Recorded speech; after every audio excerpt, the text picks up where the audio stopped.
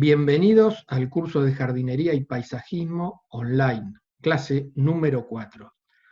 Muy bien, varios temas. Vamos a hablar de la farmacia de cuidados básicos, de diseño de canteros, de cuidados en el césped y de plantas que nos gusta presentarles a los alumnos debido a que son plantas que utilizamos muchísimo en nuestras decoraciones. El material del curso y el acceso ya lo conocen. Yo ahora les voy a mostrar un material que se agregó, que está muy interesante, que considero que es un material que tiene que conocer, bueno, una persona que le gusten las plantas, pero sobre todo lo tiene que conocer un jardinero. Ya se los muestro. El material que les quiero mostrar a continuación se encuentra dentro de clases, y ustedes ven acá BSE, quiere decir Banco de Seguros del Estado, arbustos, y es un material para mí muy valioso, que está dentro de algunos almanaques del Banco de Seguros.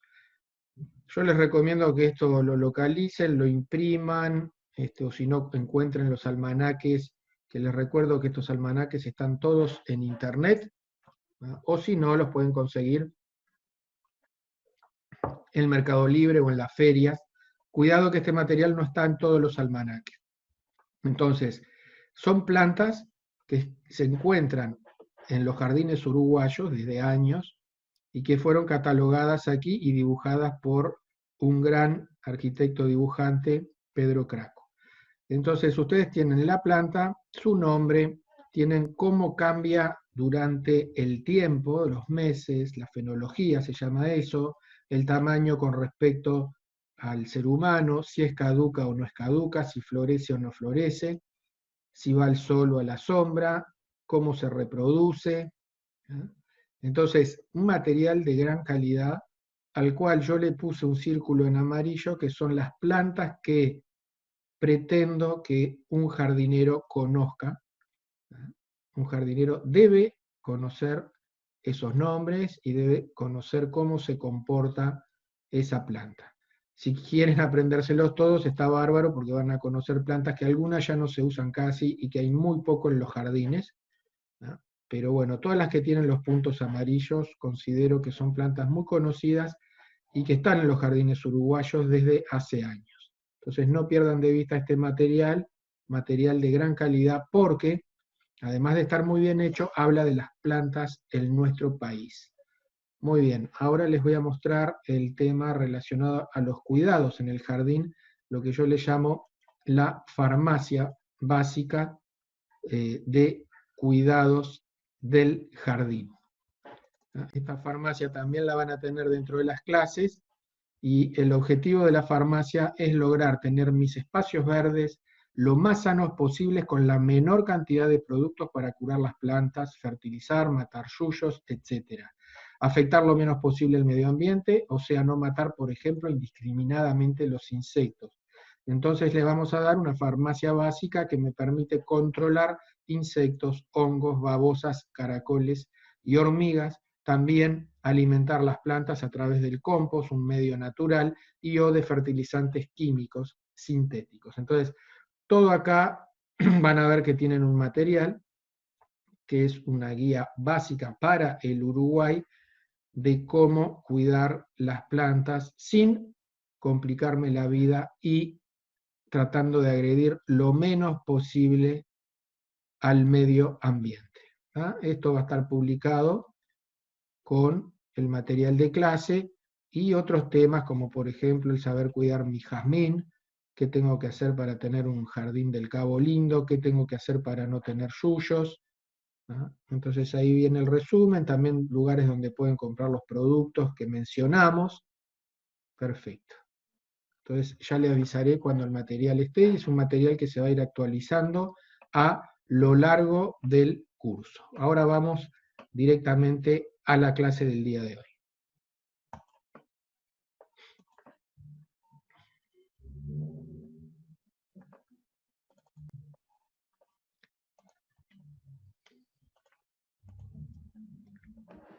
Primero, espero que hayan disfrutado de la previa, de París Verde.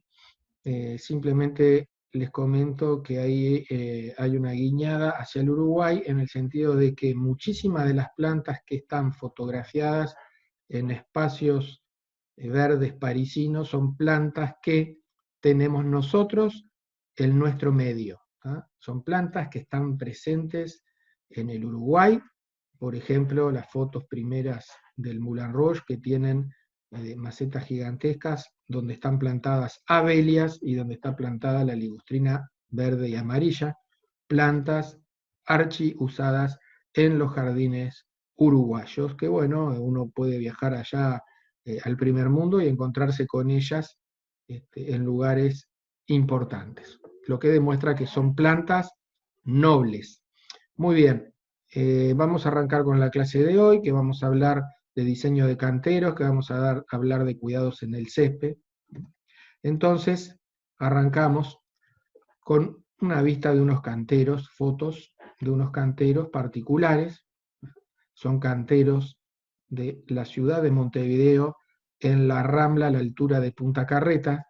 Canteros interesantes porque nos permiten sacar varias enseñanzas de cuándo voy a hacer un cantero, qué cosas hay que tener en cuenta.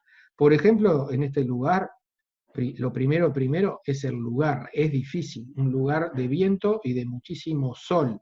Entonces, pensar en qué puedo poner. Pensar en estilos de canteros, porque yo podría poner en este cantero, por ejemplo, florcitas de estación, y en el caso no, se optó por las lavandas y se optó por unas plantas que hay alrededor de la lavanda que se llaman bulbines. Se respetó y se tomó en cuenta las líneas que hablamos en los principios de diseño, líneas, formas, alturas, volúmenes.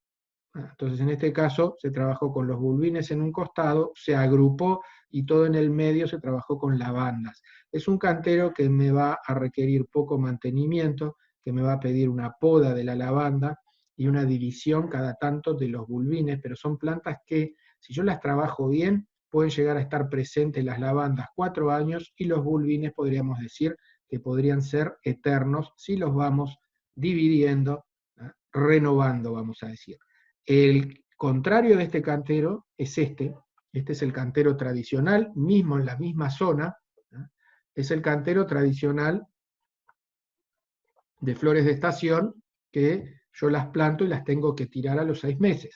Los famosos pensamientos en épocas más frescas y después estos pensamientos se suelen cambiar por otros florales de estación. Entonces lo que les quería mostrar son dos criterios para decorar: un criterio de plantas duraderas, donde había una que podemos decir arbustiva, que es la lavanda, y los bulbines, que son herbáceas perennes, de bajo mantenimiento, que no los voy a tener que tirar, y este otro cantero, que es de florales de estación, que me van a dar mucho color, pero los tengo que cambiar, los tengo que tirar cuando empiece el calor fuerte.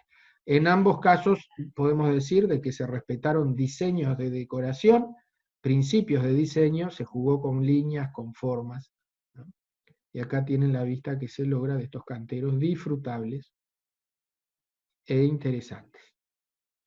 Otra forma de trabajar, como se hizo acá en torno al obelisco hace unos años, y también para sacar muchas enseñanzas de qué hay que tener en cuenta cuando voy a hacer un cantero, que es lo que vamos a ver hoy. Muy bien logrado, vamos a decir, respetar diseño, trataron de hacer, digamos, respetar principios de diseño, pensaron, ¿no? Más atrás plantas más altas, fueron bajando, jugando con los colores, ordenando colores. Lo que no se pensó en este caso fue el mantenimiento, o sea, un cantero siempre va a precisar mantenimiento, más o menos. Y este es un cantero que al ver que hay flores de estación, va a precisar, yo ahora se la señalo, va a precisar riego, por lo menos en época cálida, cada 2 días, para regar las celosías que están acá, estas que se usan poco en el Uruguay, y menos este color bordó, y las petunias acá adelante, que van a pedir agua abundante. Los cenecios grises, que son herbáceas perennes, no van a precisar tanto riego. Las espadas, los formios, tampoco, ¿bien? Pero van a precisar cuidado, van a precisar riego, van a precisar limpieza de cantero, y bueno, eso no se respetó, por lo tanto esos canteros duraron unos meses y después creo que sacaron todo, ¿no? Porque podían haber quedado las espadas cada X años, 3, 4 años se dividen o se plantan nuevas y se retiran esas, pero ya no existen los canteros por un problema de mantenimiento. Al no haber riego automático, eso complica bastante. Entonces, si yo quiero hacer una decoración en este lugar, lo primero que tengo que pensar es, ¿tengo capacidad para hacer mantenimiento? ¿Sí o no? Si no tengo la capacidad, tengo que poner otro tipo de plantas que estas, ¿no? Entonces, comentarios previos. En la clase anterior estudiamos los principios sobre los cuales se basa el diseño. La importancia de las líneas, formas, escala, ¿bien? Entonces, luego realizamos análisis críticos y hoy vamos a ver lo que es el análisis de cantero y vamos a aplicar esos conocimientos para realizar canteros. ¿Qué tengo que tener en cuenta? Que mi cantero figure dentro de un plano general. ¿Qué quiere decir? Si puedo, algún día está lindo dibujarse un planito de la casa con la parte de jardinería y decir, bueno, acá yo quiero agregar un cantero y bueno, el día que lo voy a hacer, dibujo el cantero y lo agrego para ver si está a escala, para ver si dónde va a ir, con qué forma va a tener. ¿Tendrá riego el lugar? Eso tengo que pensarlo, si voy a hacer una decoración, cómo va a estar afectado por el viento y el sol. Todo el estudio que estuvimos hablando en la primera clase, estudiar el suelo, si es muy arenoso o más bien arcilloso, estudiar cómo evolucionará ese cantero en el cambio de estaciones, pensar en el mantenimiento, en el riego, en la poda. Y bueno, ¿cuánto estamos dispuestos a pagar por sustituir plantas si vamos a sustituir? Existen canteros donde no hay que sustituir plantas. Evidentemente no son los más floridos, ¿no? Pero son canteros que justamente requieren poco mantenimiento, juegan mucho con el color del follaje. Armar un cantero, ¿con qué finalidad? También eso lo tengo que pensar. ¿Va a ser un cantero decorativo o voy a dividir espacios como se suele hacer en cooperativas, que uno divide con un cantero una casa de otra, para decorar el frente de un edificio? Esto es importante. Yo siempre les digo que los frentes de los edificios tienen que estar lindos, ¿ah? Y si la gente en el edificio no está dispuesta a cambiar plantas, quiere decir que hay que poner plantas muy duraderas, probablemente plantas de hoja, que no pierdan la hoja, y bueno, gastar muy poco en florales, por ejemplo. Hay que tener cuidado en eso. Para esconder algo, por ejemplo, en los jardines donde hay piscinas, solemos hacer algún cantero o conjunto de plantas para esconder, por ejemplo, las máquinas que alimentan la piscina. Para suavizar un declive, entonces en un lugar ahí que yo veo, digo, bueno, acá querría un cantero en este lugar que está medio inclinado, porque en ese lugar no crece nada, o sea, no crece nada, entonces no crece el césped, está muy feo, no sé, vamos a poner un conjunto de plantas.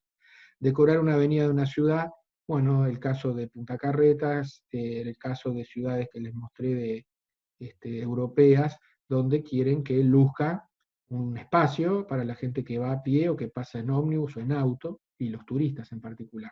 Decorar un parque recreativo, perfectamente yo puedo hacer un cantero en el Parque Valle o en la Plaza Liber Seregni, por decir algo, ¿no?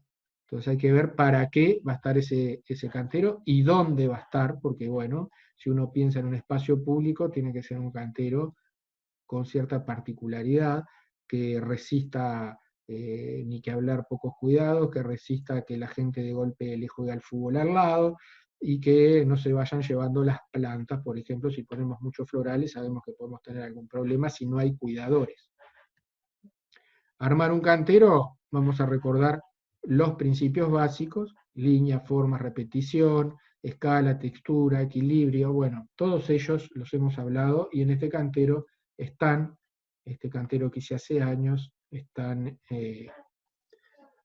a la vista. O sea, dos plantas repetidas acá, atrás más altas con un volumen particular, formas particulares, dos plantas repetidas acá, la dianela, un conjunto, un sector entero repitiendo el Leandro Gómez y jugando con los volúmenes y logrando un cierto equilibrio, ¿no? Este es un cantero tipo rocalla, pero no tipo rocalla la de Punta del Este, que basada en el color de las flores. Esto está basado en los follajes y también se buscó que durante el tiempo este cantero quedará casi todo el año igual, ¿no? Después se pueden armar canteros de estilo francés. Lo que empiecen a aprender de jardinería van a ver que el estilo francés histórico es un jardín más armadito, más estructurado, más geométrico, y el inglés más libre. Los jardines nuestros, por lo general, los canteros nuestros, responden más bien a un estado libre, ¿no? ¿Qué quiere decir? Que no podemos decir que tengan un estilo en particular, es un estilo libre el de los canteros en el Uruguay, mezclas de estilos. De gramíneas, si el cantero es de gramíneas, quiere decir que fundamentalmente utilizamos plantas del estilo de la colita de zorro esta Bordeaux que estoy hablando acá. Existe una colita de zorro que no es Bordeaux, que es verde, parecidísima a esta, y existen una cantidad de gramíneas. Entonces, cuando usamos muchas gramíneas en un cantero, podemos decir que la temática del cantero son las gramíneas. Cuando predominan las rosas, decimos que es de rosas. De herbáceas perennes, por ejemplo, utilizando las salvias. De arbustos persistentes, jugando con los follajes. Canteros donde hay algo de follaje caduco, podemos hacerlo teniendo cuidado que en invierno sepamos que ese cantero pierde protagonismo. De flores de estación, lo más común, hacer canteros donde lo más importante sean las flores de estación, como lo son en las rocallas de Punta del Este. Un cantero tipo rocalla es un cantero que, por lo general, tiene desniveles y juega con las piedras. Y un cantero perfumado sería un cantero donde prevalecen las plantas perfumadas, ¿no? O sea, la temática serían las plantas perfumadas. Grandes consejos de jardín urbano y donde volcamos nuestra experiencia de trabajo es el no excederse en variedades. Si voy a hacer un cantero, que mi cantero, si tiene 10 plantas, las 10 no sean distintas, ni 8 distintas. Entonces, por lo que hemos aprendido acá, un buen diseño tendría que repetir y agrupar una serie de plantas. No plantar demasiado cerca, utilizar plantas cubresuelo, ahora vamos a hablar un poquito de esto, de qué se trata. No excederse en florales, ¿no? No pongan demasiadas flores porque si no les puede quedar colorinche, a menos que lo hagan por gusto. Utilizar la simetría con cuidado. ¿Qué quiere decir? Si yo juego mucho con la simetría, me puede quedar un cantero muy rígido, bueno, y eso lo veo. Muy a menudo yo empiezo por la simetría, pero después la empiezo a modificar para que no quede muy pesado. Utilizar la repetición, formar grupos, jugar con los colores, pero sin excederse.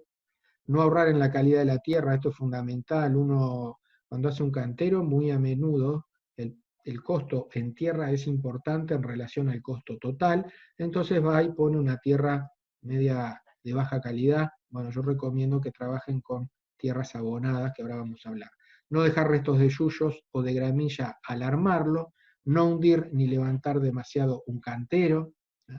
Regar al finalizar, ni que hablar, proteger de hormigas y caracoles, fundamental, esto nos lo dice la experiencia de terminar un cantero poniendo lindas flores y resulta que al ratito están las hormigas y los caracoles. Por lo tanto, estos puntos son tips fundamentales para cuando voy a realizar una decoración y en particular un cantero. Si el suelo es muy arenoso, tengo años de experiencia en trabajos en la ciudad de la costa, tengo que sacar arena, recomendamos retirar de la superficie en la que vamos a decorar como 10 centímetros de arena, ¿no? Y hacer pozos para cada planta de 1,5 veces el tamaño del terrón y sacar la arena, o sea, le saco 10 centímetros a la parte superior y además después cuando voy a plantar le saco el espacio a cada planta, le saco el espacio correspondiente para después poner tierra, sigo sacando arena entonces. Todo esto va a estar ilustrado en videos. Según el sustrato que se consiga, o sea, yo tengo que plantar, entonces tengo que conseguir un buen sustrato, una buena tierra, entre comillas. Entonces, en la zona de Montevideo tenemos la suerte de tener una cosa que se llama la turba de Carrasco, que se vende en las avenidas, en particular Avenida Yanatacio, sobre todo hacia el este. Y si no disponen de este material, ustedes pueden trabajar con tierra de chacra buena, ¿eh? Tierra de chacra que ustedes sepan, bueno, que es suelta, y le agregan abono en lo posible. Van a ver que compost, abonos, humus, en el curso lo vamos a tratar como la misma cosa. Entonces, va a ser el alimento de la tierra el agregarle compost. Entonces yo agarro una tierra, supónganse que consigo tierra por ahí, que no es turba, consigo una tierra que es más pálida, digamos que la turba por lo general, y le agrego un 30% de abono, de compost o de humus, que o lo fabrico yo o lo compro bajo el nombre de compost, humus de lombriz. Si el suelo es muy arcilloso, que es, vamos a decir que el contrario de la tierra, que se reseca en verano, pero en invierno queda como un chicle de pegajoso, ¿eh? Retiro un poco de esa arcilla también, y después a esta arcilla le puedo agregar hasta un 10% de arena para aflojarla, para hacer que el suelo después drene mejor. También le agrego 70% de tierra de chacra buena o turba de carrasco y 20% de compost.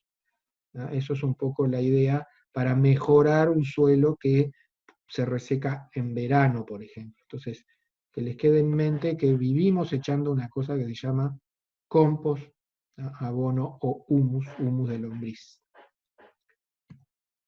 Armar un cantero, los pasos a seguir. Marcar el espacio a decorar. ¿Cómo lo marcamos nosotros? Lo más fácil, la experiencia nos dice, con una manguera. La manguera es ideal para moverla, agrandarla, que lo otro, y ver la forma del cantero. Una cuerda se suele complicar.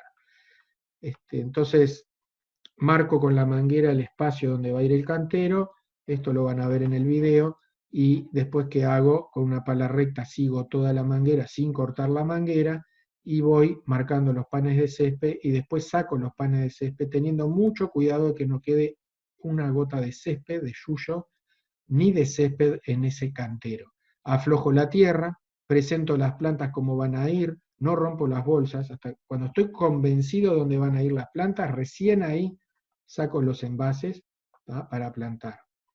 Y plantamos, y al final lo que tenemos que hacer es agregar esa tierra de calidad para terminar el cantero. Regar abundante, ¿no?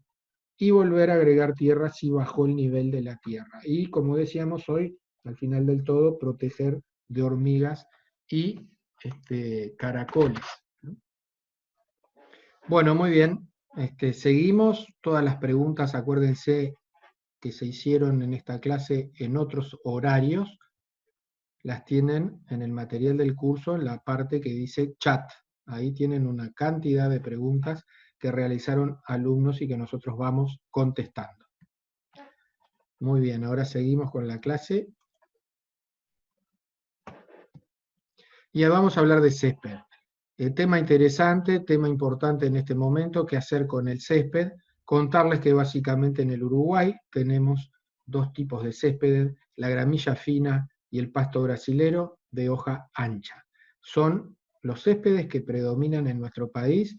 Les diría que naturalmente crece la gramilla por todos lados, el césped brasilero crece solo si ustedes plantan un pedacito o plantan todo el césped, pero la gramilla fina está presente en todos los jardines, vamos a decir que de forma natural, aunque no sea una planta nativa, la gramilla fina. La gramilla fina tiene este aspecto, ¿no?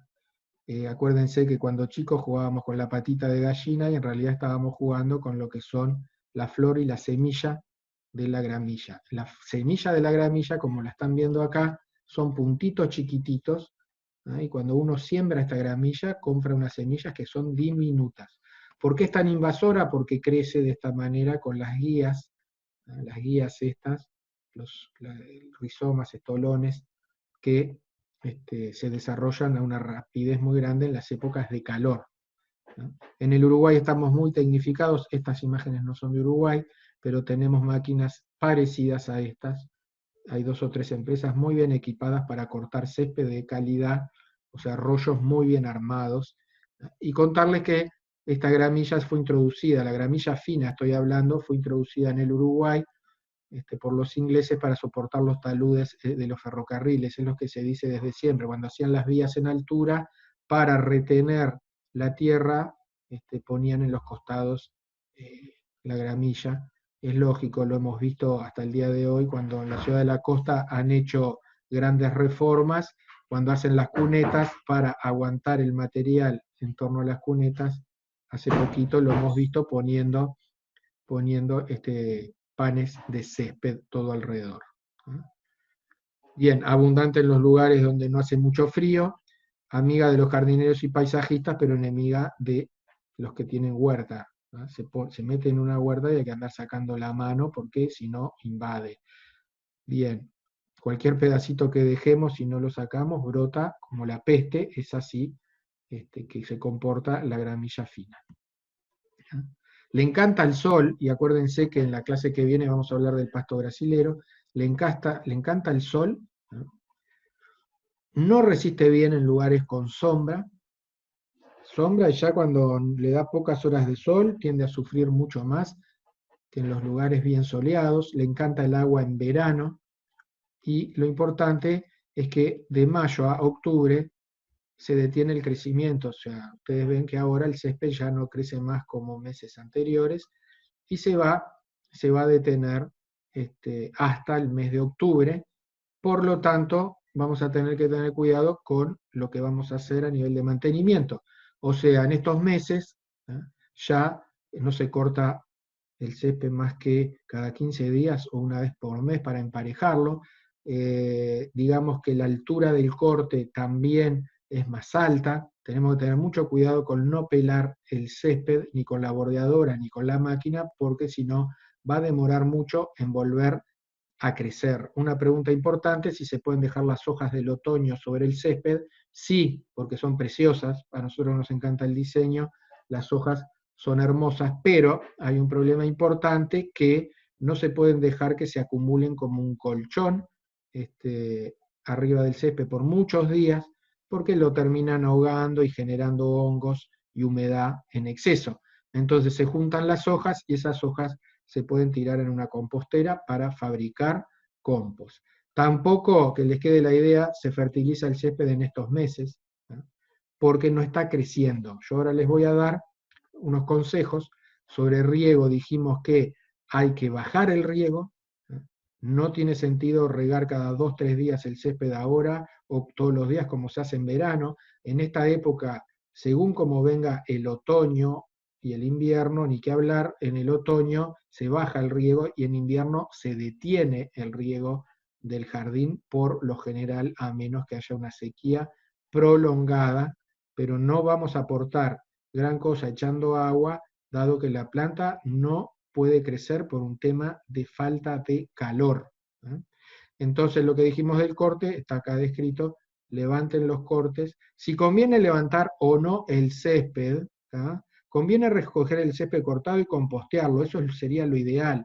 Si ustedes juntan el césped que cae al cortarlo, o se junta en una bolsa, ese césped es ideal ponerlo en una compostera. Si lo dejan cada tanto en el césped, no está nada mal, porque se va a transformar en alimento, se compostea en la misma zona, pero lo que no conviene es que dejar grandes colchones de corte de césped arriba del mismo césped. Fertilización química, fertilización orgánica, utilizando productos químicos que ustedes han oído hablar: urea, triple 15. Las plantas, ¿qué comen? Comen fertilizantes, comen minerales. Esos minerales se los podemos dar a través de fertilizantes químicos, o se lo podemos dar a través de compost o humus de lombriz o abono naturales. Bien, entonces, resumiendo, las plantas comen minerales: nitrógeno, fósforo, potasio y microelementos. Y si ustedes han oído hablar, el nitrógeno y urea son la misma cosa. Han oído hablar mucho de la urea, que son pelotitas blancas, y bueno, esa famosa urea es nitrógeno, es lo que le gusta a las plantas para desarrollar la parte verde, y en particular al césped. Entonces, se sabe que se le tira urea, pero también el césped es una planta, entonces queremos desarrollar otras partes de las plantas, y para eso echamos fósforo y potasio. Acá yo les doy una recomendación de fertilización, que ahora va a venir enseguida, y también les comento de la fertilización orgánica, de la cual yo tengo ciertos cuidados. Yo soy partidario siempre del orgánico, pero en el césped he comprobado lo siguiente: que si ustedes tiran determinados compost, que no siempre saben de dónde vienen, compost o abonos, o humus, le pueden crecer yuyos en el césped, yuyos indeseados, porque ese compost contenía yuyos, que normalmente un buen compost no tendría que tener, pero como no hay un buen control sobre los compost fabricados en nuestro país, o mismos fabricados a nivel casero, ustedes puede ser que estén echando semillas de yuyos, y entonces después lo que van a lograr es tener un césped bien alimentado, pero también van a alimentar los yuyos que echaron ustedes. Entonces yo recomiendo, en el caso del césped, si no, el 80% de los céspedes en el Uruguay no le echan nada a la gente y el césped está ahí y no está tan mal. O sea, pueden no fertilizar nada, pueden fertilizar con químicos y pueden fertilizar con materiales orgánicos siempre que sepan que no tengan yuyos. ¿Ya? Entonces, eso es lo que hay que tener cuidado. Con fertilización química seguro que no van a tener yuyos, ¿no? La fertilización química, urea, ¿tá? O triple 15, la tienen acá descrita. Y bueno, esto es una recomendación mensual en los meses de crecimiento, de fertilización, yo diría que medio extrema.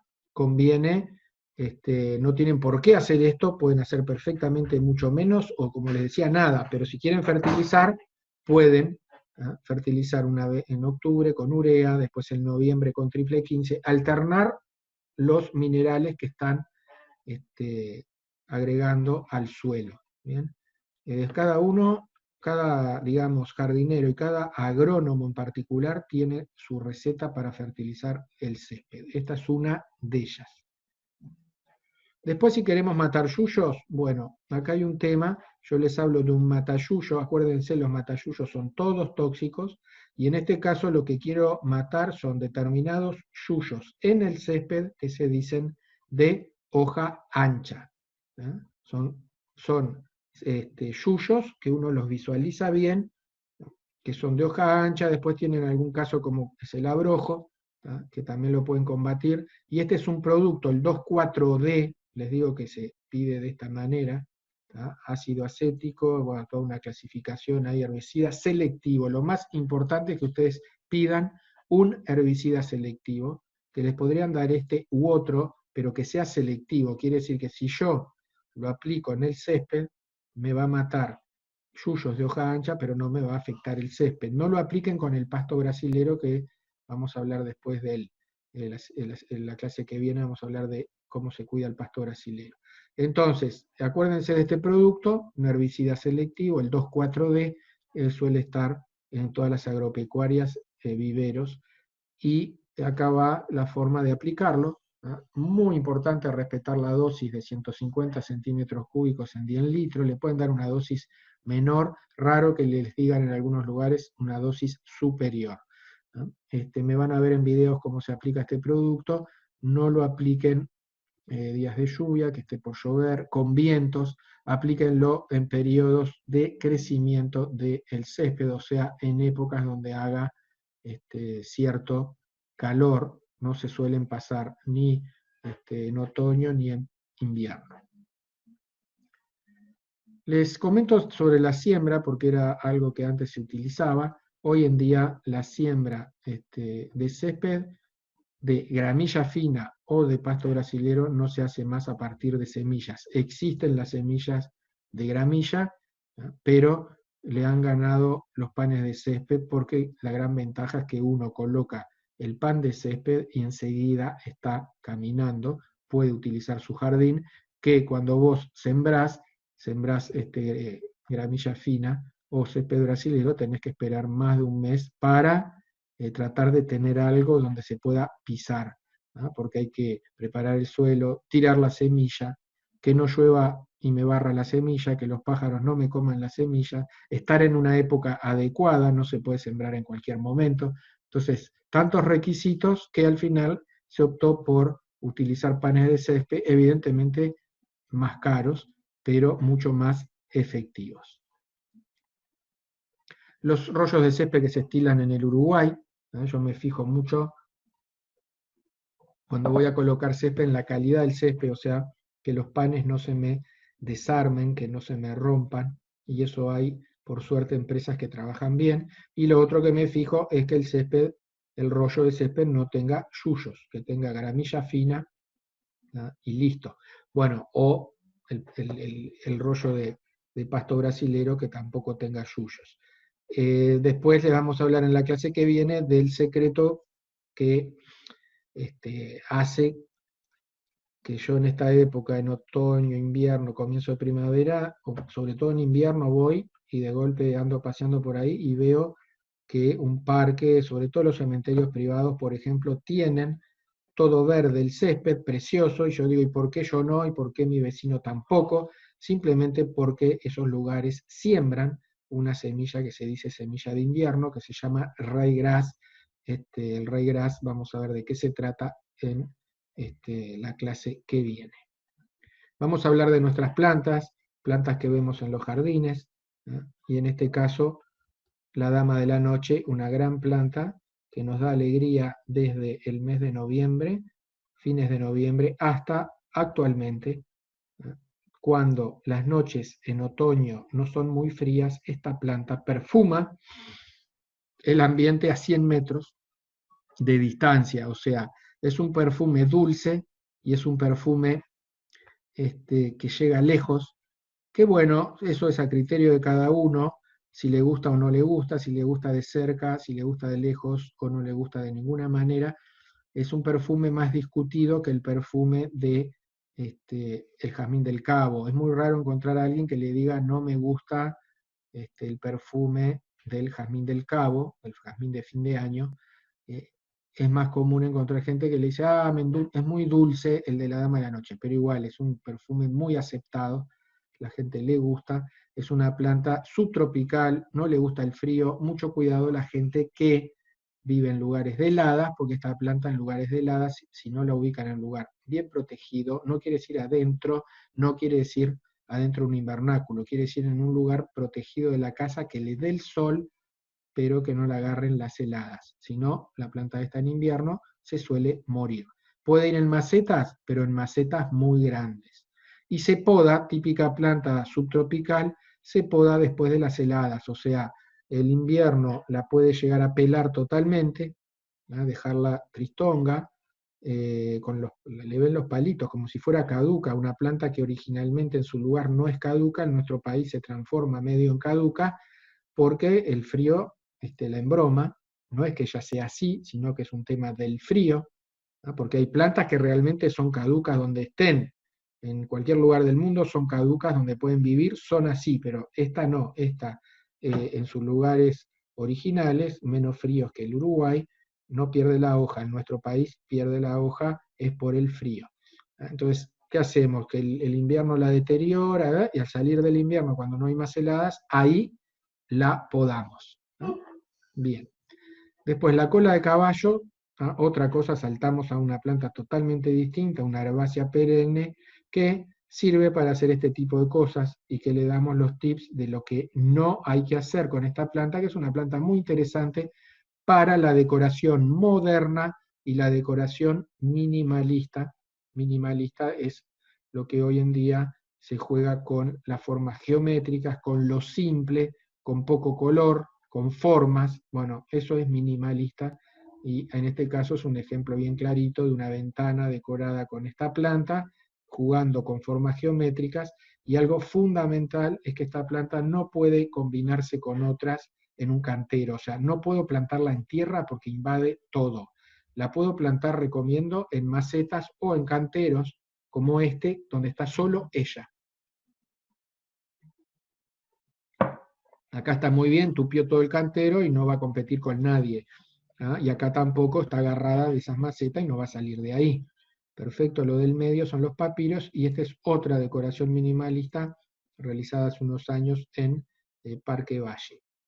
¿No? Planta interesante que le gusta la humedad, pero no el agua estancada, les digo porque la he visto en estas macetas, la vi de caer en una época y digo, ¿qué le pasa a esta planta? Que le gusta la humedad y todo, ¿qué problema tiene si yo la vengo regando, que esto y que lo otro? Bueno, en realidad tenía olor a podrido la tierra, que era que los agujeros los había tapado y se estaba pudriendo el agua adentro de la maceta y eso la planta no quiere. Por ejemplo, el papiro que está en el medio también le encanta la humedad, pero no le gusta el agua estancada que se pudra, ¿no? Entonces, cuidado con eso, de que las macetas estén bien agujereadas y que drenen, que el agua se vaya y yo la sigo regando, pero que no se estanque el agua. muy decorativas, se pueden atar en el medio con una cuerdita y quedan muy interesantes. ¿Eh?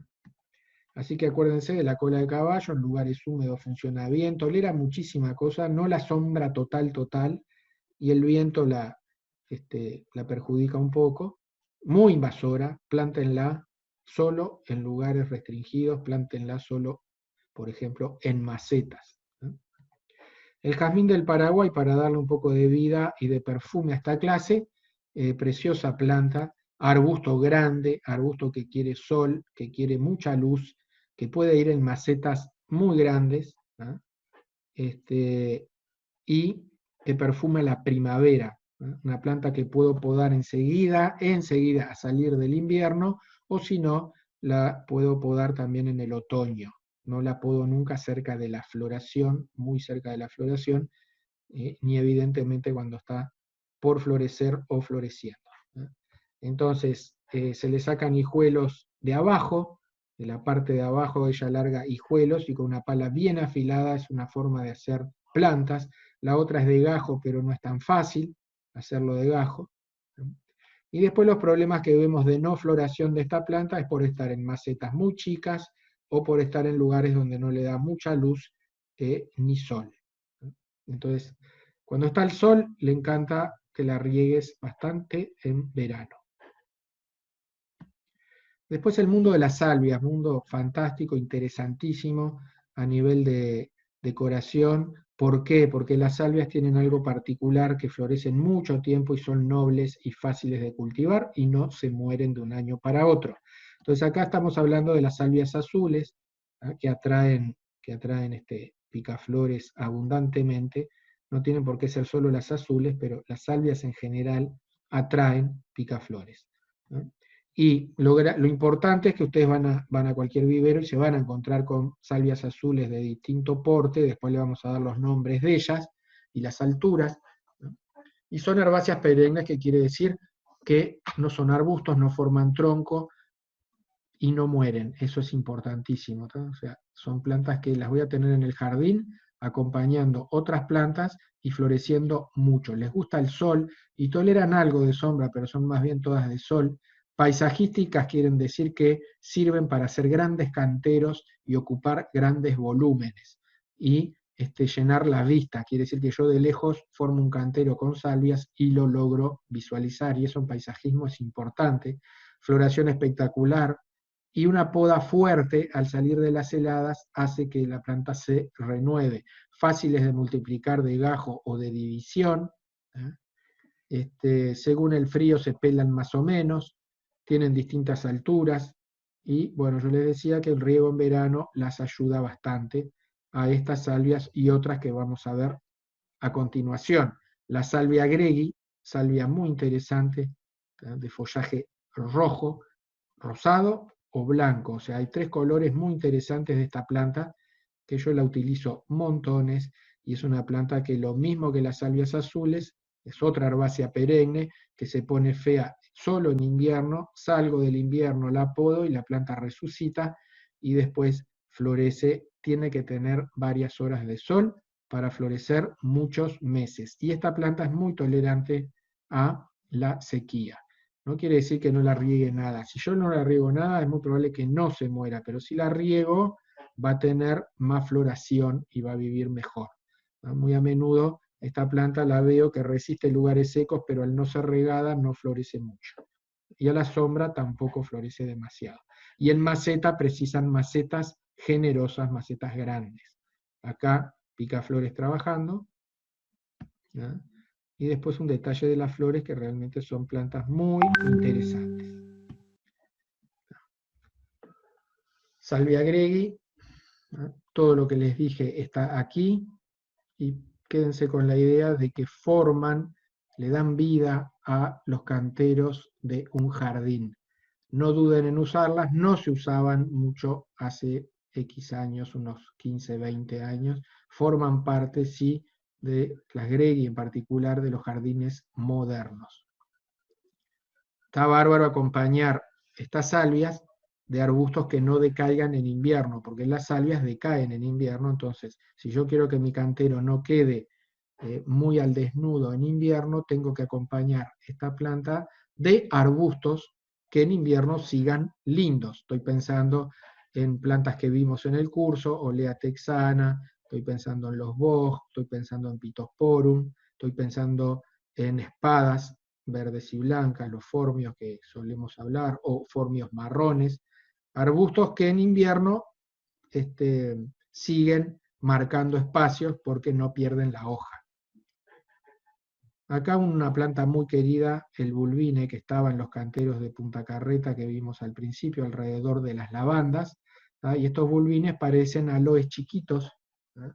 Porque no llegan a más de 30 centímetros de altura, ideales para el rayo del sol, ideales para lugares donde no puedo cuidar nada, donde no, por ejemplo, una casa de balneario que no voy casi nunca y que no puedo regar, y que encima en verano a veces la alquilo y el inquilino no va a regar tampoco. Bueno, nadie va a cuidar, esta planta vive con viento, vive con sol, vive con sequía, no la comen ni las hormigas, muy poco los caracoles, o sea que muy tolerante, una planta fantástica, el bulbine, no se olviden de él. Existe en naranja, existe en amarillo. ¿tá? Muy, muy interesante, para mí fundamental para utilizarla en lugares difíciles, fundamental que las intendencias lo sigan usando en los canteros de sus ciudades. ¿ya? Bien, y terminamos, vamos a terminar la clase de hoy con un disfrute que son los granitos de arroz en el mes de noviembre, y esto lo digo así, solo los van a ver así en el mes de noviembre, planta colgante, pero raro verlo en nuestro país que cuelguen tanto, que cuelguen como 3 metros, y esto se ve en esta zona de el shopping, Montevideo Shopping, en Positos Nuevo que se dice, Pablo Galarza 3672 es el lugar que si por el mes de noviembre andan paseando por Montevideo, les recomiendo pasar porque van a ver los granitos de arroz más lindos del Uruguay, yo creo, colgando en espacios generosos. Son macetas, son muros que arriba tienen unos maceteros muy grandes donde se logra plantar, y como son grandes, las plantas logran desarrollarse muy bien. El error con el granito de arroz es que muy a menudo lo plantan en macetas muy chicas. ¿no? Todo esto son imágenes de Montevideo y no es Manhattan, sino que es Montevideo. ¿no? Junto tiene el granito de arroz común con el granito de arroz que se estira menos, que a mí me gusta mucho así como queda acá, de florcita blanca. Y arriba Pittosporum, ultra resistentes, muy interesantes. Y también estas imágenes muestran que yo acá a la derecha, si ustedes pasan por el 15 de noviembre, fines de noviembre, se van a encontrar con los granitos de arroz, pero también el perfume del jazmín de leche que está plantado al costado. ¿ya? Jazmines de leche que forman también como una muralla, sumamente interesantes, que florecen en noviembre y diciembre. Entonces toda esta zona es una zona muy perfumada en esa época, muy interesante, muy lindo para ver toda esta calle en ese mes de noviembre. Igual yo les voy a estar avisando por el celular cuando esto esté lindo, les aviso, pasen porque está muy interesante para ver. Y acá, bueno, recortaron la entrada del garaje. Todo esto mira hacia lo que se dice el norte, o sea, recibe muchísimo sol. ¿eh? Muy lindas imágenes, disfrutables para sacar ejemplos. Y preguntas de la clase que ustedes las pueden contestar como siempre leyendo la clase 4. ¿Cuántos meses da perfume la dama de la noche? ¿Se poda la dama de la noche? ¿Qué cuidados hay que tener con la cola de caballo al plantarla? ¿Qué hay que tener en cuenta antes de diseñar un cantero? ¿Cuándo florecen las salvias? ¿Se podan las salvias? ¿Cuándo conviene dividir los bulbines? Si hago un cantero en la arena, ¿cuánta arena conviene retirar? ¿Con qué me ayudo para marcar un cantero? ¿Conviene fertilizar el césped en invierno? ¿Qué cuidado tengo que tener si fertilizo un césped con compost o con humus? ¿Ah? Al jazmín del Paraguay le gusta la sombra densa. ¿Cuánto florece? ¿Cuándo florece? Todo esto lo pueden contestar simplemente repasando todas las diapos que les he puesto. ¿ah? Y bueno, todas las preguntas las pueden seguir haciendo en los grupos, a este teléfono, al mail, en el chat tienen las respuestas. Y bien, nos estamos viendo la semana que viene con la clase número 5 y yo los dejo disfrutando un poquito más de las imágenes de París Verde. Que tengan una muy buena semana. Chao.